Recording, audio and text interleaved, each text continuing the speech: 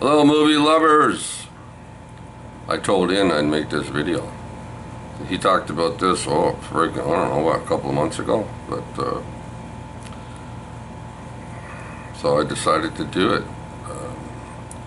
It's films from 10 movies, films from 1930s and 10 films from the 1940s. So it's not going to be much discussion of the movies, but every one of these movies are ones that you should at least try to watch, because they are known as films of the golden age. And the golden age of film starts, of course, before 1930, right? I mean, there are talkies before 1930s, and there's all kinds of silent movies that are all very interesting, right? So, yeah, but right now these movies are just talkies, and they start in 1930. So the first one is All Quiet on the Western Front. Yes, the First World War.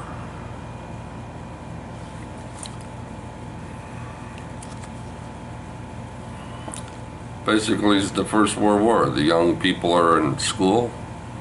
They have a teacher, and he talks to them about the fatherland and what you should be doing for your country, propaganda and all this stuff. And the young kids fall for all that shit, right? So they go off the war, right? They think they're going to have a great time. Well, they didn't have a great time. War's hell. So if nobody's seen Best Picture, I'm pretty sure, All Quiet on the Western Front, Bob recommends it. Watch it. Now this is not Best Picture coming up. This is Dracula, 1931. Yeah, 1931's Dracula. I hope I get all these years right. 1931, Dracula right here with Bela Lugosi. It's the starting of Universal, you know, the monster movies. Of course, this one's got Frankenstein, Bride of Frankenstein, and the Creature. But I'm just talking to you about Dracula. So if you haven't seen Dracula, watch it. When I was a kid, when I was younger, back in the 60s, I started finding out about all these Universal movies, the monsters and stuff. I fell in love with all this shit back in the early 60s. I had plastic models and, you know, Dracula, you know, the plastic model, the Dracula, I had that. I had a lot of models. I have no idea whatever happened to them, but that's another story. So Dracula in 1931. And I think it was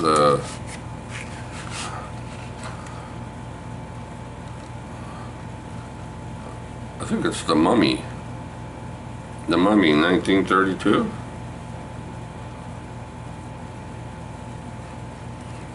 Pretty sure The Mummy's from 1932. I should have worn my glasses. But The Mummy, it's alright, it's interesting. A little bit on the slow side, I must admit, but yeah, The Mummy, 1932, watch that. It's the first one in the series. Most of the time, monster movies, the first one is the best one. You know, as far as I'm concerned, yeah. This one also has The Wolfman, The Invisible Man, and Phantom of the Opera. But we're talking about Phantom of the Opera. Now this one, this is the first one. I think it is. I'm not 100% sure it's everything I talk about. Stop animation, you know? Stop and you move, right, and take a movie, and you take, you know, another minute, and you move the clouds, and you move this around, and you put the movie together, and you end up with King Kong from 1933. Beauty killed the beast. Yes, Fay Ray screaming. King Kong sniffing her and smelling her, and falling in love. The monster, King Kong. Do you call King Kong a monster? I don't know. I don't know about that one. But anyway, yeah, King Kong from 1933. Now, here we are right here, the Best Picture. A little movie that nobody wanted to make. I think, if I remember right, Clark Gable got in some trouble and he put him in this movie, right? He was saying no, he was giving everybody a hard time. So they were, they were slapping him around a little bit and getting him to pay more attention. He made It Happen One Night with Claudette Colbert. Now there's more to this story than what I'm telling you right now. I don't have very long to discuss all these movies with you. But the idea is, this is a very good movie. This is a fun movie. Most of it takes place riding on a bus. And them yelling and hollering and yelling at each other and all that stuff. Traveling and across the country with each other. Right? Everybody thought it was a throwaway movie. Well, it turned out that everybody loved this movie. Everybody went to the theater. Yeah, the theater or the show to see this movie. This movie did tremendous business. It happened one night.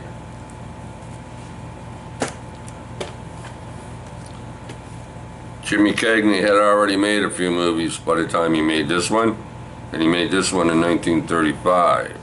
This one's called G-Men. Right? So now G-Men, Jimmy Cagney, yeah, is a G-Man, right? Yeah. So they switched it around a little bit. He was a gangster so many times, they got a bright idea. They woke up one day and said, hey, what happens if we put Jimmy Cagney in a movie and make him a G-Man? Then he goes after all the gangsters. Well, it worked. And everybody loved this movie in 1935. So yeah, Jimmy Cagney, Margaret Lindsay, and Ann Durock. Durock?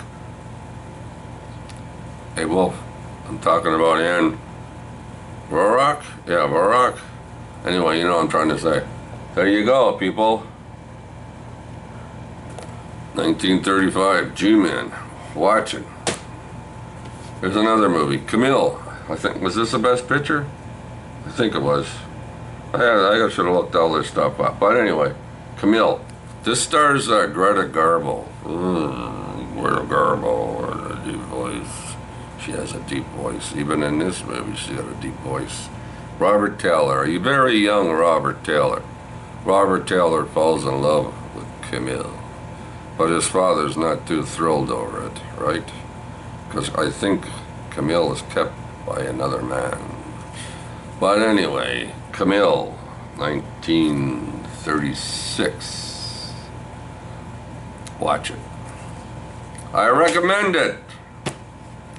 This one, 1930, what was this, 1937 coming up, 1937. This movie stars Janet Gaynor and Frederick March, and there's no singing in this movie. This one does not have any singing on it. It's just all talking, like vocabulary stuff, like they talk to each other. Has nothing to do with any singing or this. This is A Star Is Born. Right here, A Star Is Born. This is a very good movie. If you haven't seen A Star Is Born with Janet Gaynor, watch it. I recommend it, people. Films of the Golden Age. Films of the Golden Age, did I already said that, or did I already mention the fact that films of the Golden Age starts before 1930 and goes up until 1951. And then from I think it's 1951 or 52, films of films of the Silver Age starts. And 20 years after that, it's the Bronze Age. That's me. That's how I think about it. But anyway, 1938, Angels with Dirty Faces. Warner Brothers, of course. James Cagney and Pat O'Brien, two Irish boys. They like getting drunk together. Yeah, the Irish Mafia, they were called back in the day. They had a few of their buddies with them. But that's another story about actors. Angels with Dirty Faces. And the Dead End Kids. The Bowery Boys, the East End Kids, stuff like that. They went on for years after. The Bowery Boys, yeah, they never kept making movies until the late 50s, until Leo Gorcey's father died, and he didn't want to make any more movies. Forget about it. And the Bowery Boys made about another 6 movies without Leo Gorcey, and they packed in the series, and that was it for that. But anyway, we're not talking about the Bowery Boys, but the Deadhead Kids. This guy is a tough guy. Jimmy King. He gets out of jail and he goes back to the neighborhood. Of course, the kids love him. He's a bad guy. He's a gangster, right? And Pat O'Brien. Pat O'Brien and Jimmy Cagney were buddies when they were kids, younger kids, right? They'd steal apples, you know, off the cart and stuff like that, run around, be hoodlums and stuff, and they broke into a train and they ran away and get caught, and Jimmy Cagney got caught, but Pat O'Brien didn't. So Jimmy Cagney went to jail for a while. But anyway, they meet up years later. Pat O'Brien's a priest. And the end of this movie is, everybody still talks about it years later, about Jimmy Cagney going to the electric chair. Now, did he scream and cry and put up a fight because he was scared? He didn't do that. Did he walk to get electrocuted and not say a word? I don't know if he did that. You're gonna have to watch the movie to find out. So they want to know. Pat O'Brien says, you got to put up a crying act. You can't let these young punks think that you're gonna go electric chair without crying, because they're all watching you. They're all wondering what you're gonna do. But anyway, does he do it? Does he cry? Or does he go straight to the chair standing up like a man? You're gonna have to watch it to find out. Angels with Dirty Faces, 1938. 1939's coming up here right now, and we're talking about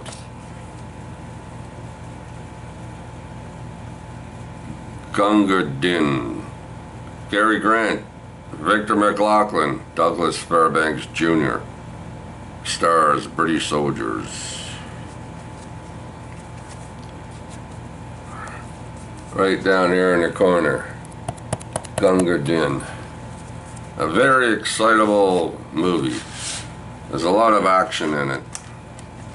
Very well done. Cary Grant. Harry, do you got Cary Grant's Gunga Din? Anyway, highly recommend it. All these movies on this series, or this MGM series of movies, TCM I should say. Sylvia Scarlett's good. Arsenic and Old Lace, a riot. Destination Tokyo, fine movie. And Gunga Din. They're running around rooftops. They got time to smoke cigarettes and shoot people. What more can you say? All right. Let's move it along, people. Here we go. This one right here, 1940. Believe it or not, I'm pretty sure this is a Christmas movie. We'll call it a Christmas movie. Call it whatever you want. The Shop Around the Corner. It's the third of their 4 screen pairings. Margaret Sullivan, she was a little bit of an oddball. Margaret Sullivan and James Stewart engage in a retail romance wrapped in the ribbon of director Ernest Lubbock's trademark touch of wit and charm. They play bickering store clerks who are unknowingly secret pen pals. Your patronage will be cheerfully rewarded when you watch this enchanting tale. It's a good movie. It's a fun movie. Yes, everybody should see The Shop Around the Corner from 1940. Talking about Barbara Stanwyck. Here it is right here. Ball of Fire. She's a dish in this. She's cute. She's bubbly. Yes, Gary Cooper. The man Gary Cooper, and a whole bunch of other people. Gary Cooper and Barbara Stanwyck. Ball of Fire. Yes.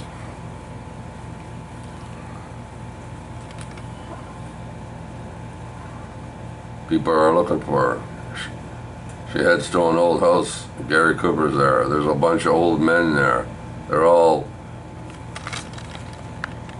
in interested in her. I'd be interested in her too. But anyway, Ball of Fire. Everybody should own these movies, I'm telling you right now. 1942.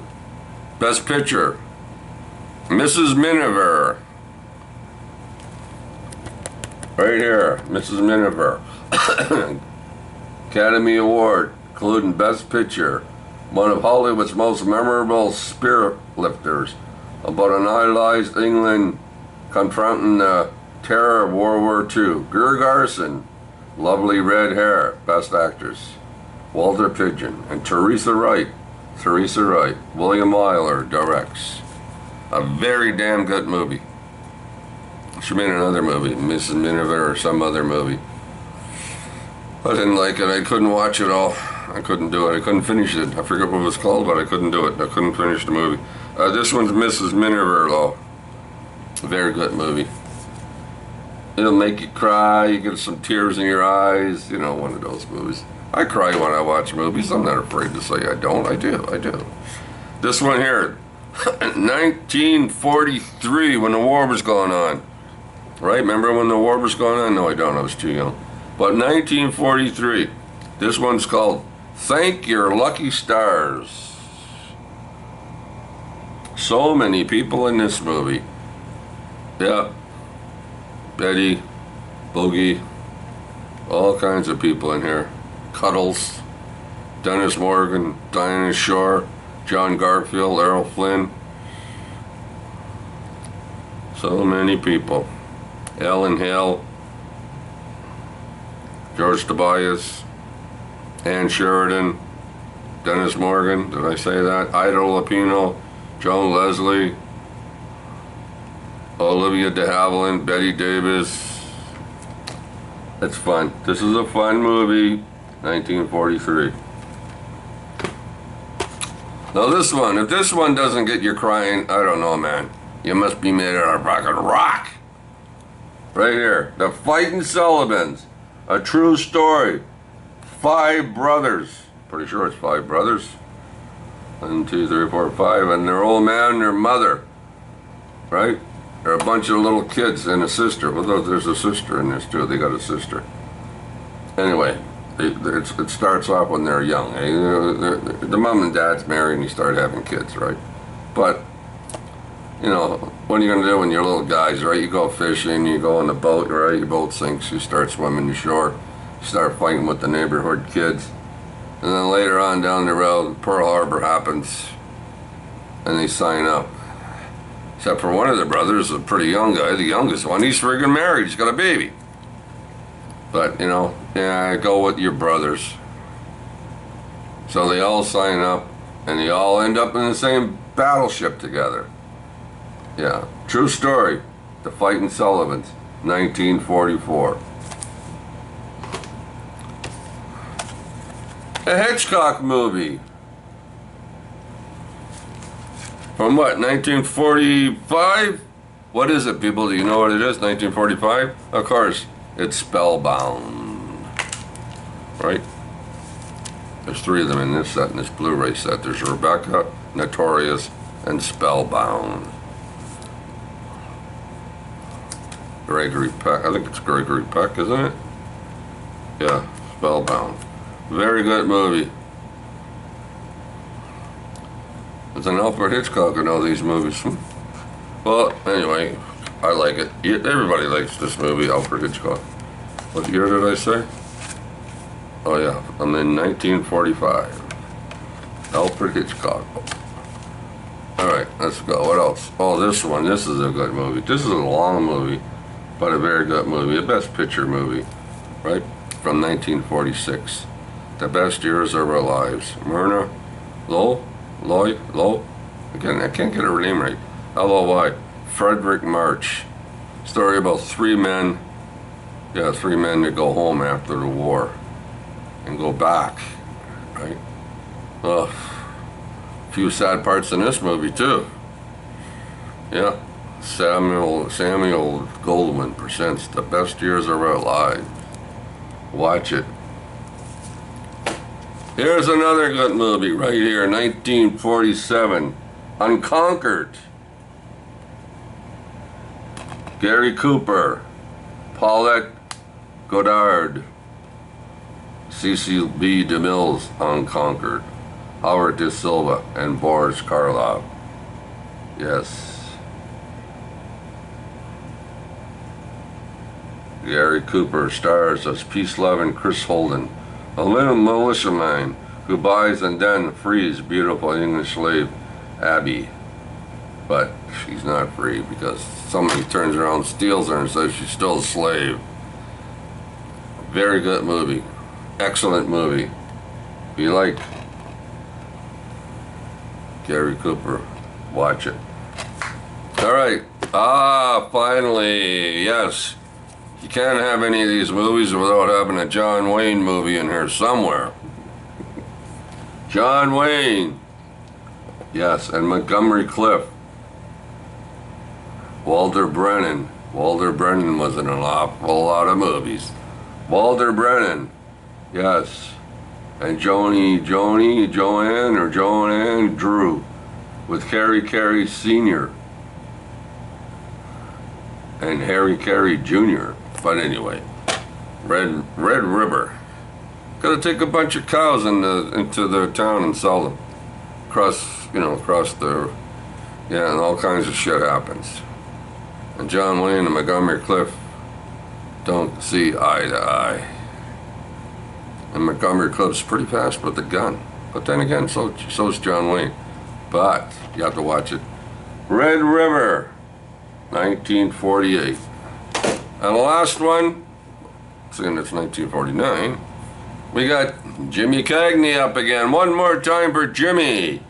Jimmy James Cagney, White Heat. He's a little bit off in this movie. He's gets headaches. And his mama has to rub his head for him and soothe him down, right? So, anyway, Virginia Mayo, White Heat. Yeah, he's a little bit crazy in this movie. But James Cagney, Virginia Mayo, White Heat, Edmund O'Brien, Fred Clark. Yeah. White Heat. All movies recommended, highly. Watch them. If you don't have them, spend some money and buy them. And tell me if you like them or not. All right. Films of the Golden Age.